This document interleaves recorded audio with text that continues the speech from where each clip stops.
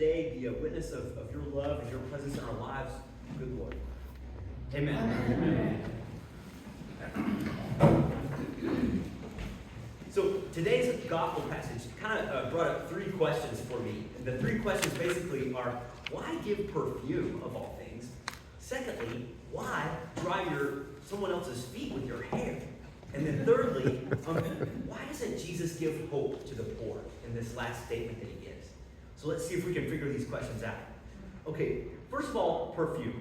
Perfume would have been a really big deal. I mean, these were people that, were just kind of making it through the day and really glad to get food that they could and all that kind of thing. So perfume would have just been an extra layer. It would have just been like an extravagant kind of thing that people would have had. And so here, it's very, very generous that she would have shared this.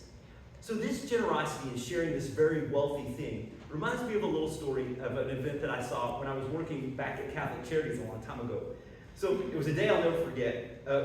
We had a homeless shelter for persons that were over the age of 60. So it was particularly for folks like that. So I came into the kitchen one day, and there was someone that had just come in to live with us the night before. And so I hadn't met him yet. So he was there, and he had just come in from living on the street, and so he hadn't had time to take a bath. He hadn't had time to kind of get cleaned up yet, and then he'd eaten a lot of breakfast, and he had a big long beard, and some of the breakfast was still sort of stuck in his beard, and so there was not a lot of clean situation right there that was going on. So I saw one of the staff members that we had, and he came in, and I knew him to be very, very, I don't know what we would say, but very overly scrupulous about being clean. And so he was very clean and very orderly and very neat, and so I knew this about him.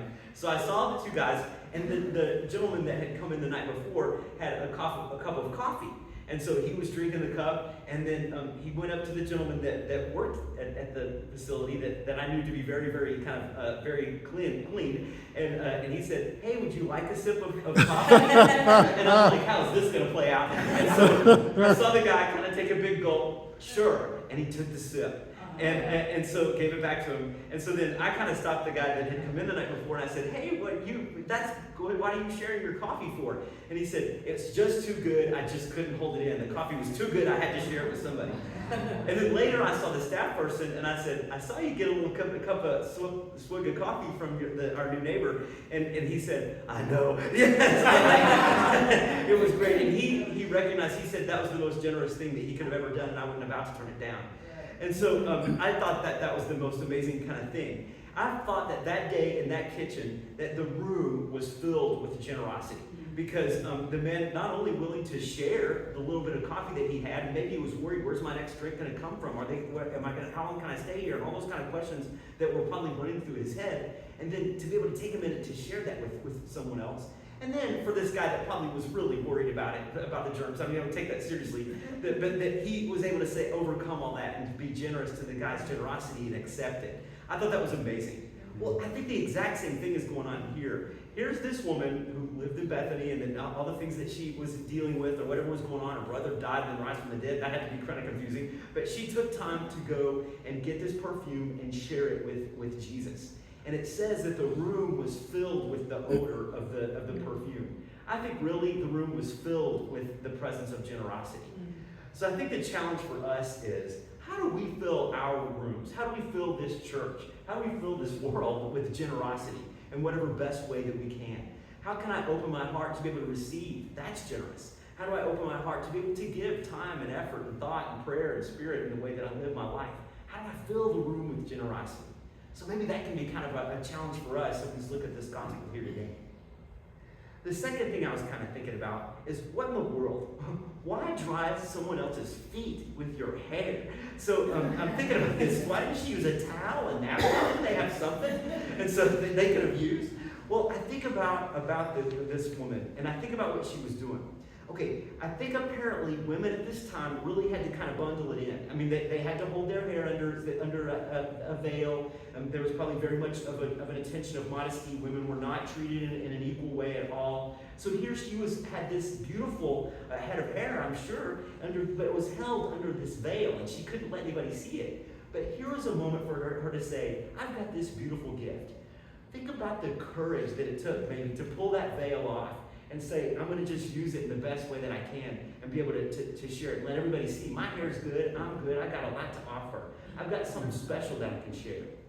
I've got a gift that's been hidden and I've been required to hold it in, but I'm going to let it out and I'm going to let people see what good it can do.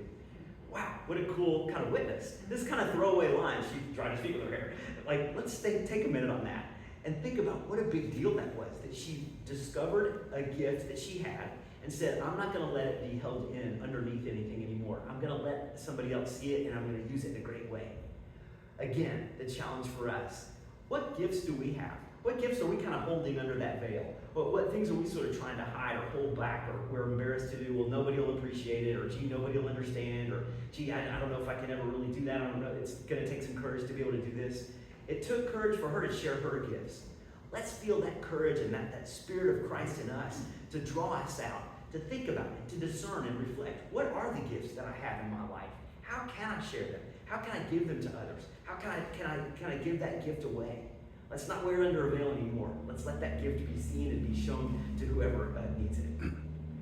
So the third thing that I was thinking about here was this story of why did Jesus seemingly not give hope to the poor. He says, poor will always be here. That seems kind of discouraging. I mean, will we ever get away from this? Will we ever get away from economic disparity and people being marginalized and vulnerable in this way? In fact, it makes me think about a little bit of a story. It was a client that I had in my social work, and this young man, it was a while now, but this young man said that when he went to school as a young person, he got a free lunch. He got free lunch as a benefit of being in school there. And so the teacher would call out those students that got free lunch, John, Mary, and then they'd have to get up and go in front of everybody to go get their free lunch. He said, I wish that there was a cinder block wall in front of me that nobody would have seen me, because everybody's looking at me knowing that I have to get this free lunch. And it was embarrassing to him and it was humiliating to him. Well, thank goodness things have changed and they don't do it that way anymore. But that doesn't really solve the problem. That he felt ashamed and embarrassed for being in a certain economic place in his world. That he wanted to hide behind it. He wanted to be hidden in the corner because of who he was, and just because of an economic status situation. Well, Jesus says here really, the poor, in parentheses, vulnerable, marginalized, left alone, on the side of the road, whatever category we want to say about that could include those that are marginalized, will always be with you. Now that to me could be saying, hey, not like, hey, you're always going to be stuck with these people, but hey, look, those of you who have been like this little boy, don't be ashamed anymore. You have a valid place here. You're here.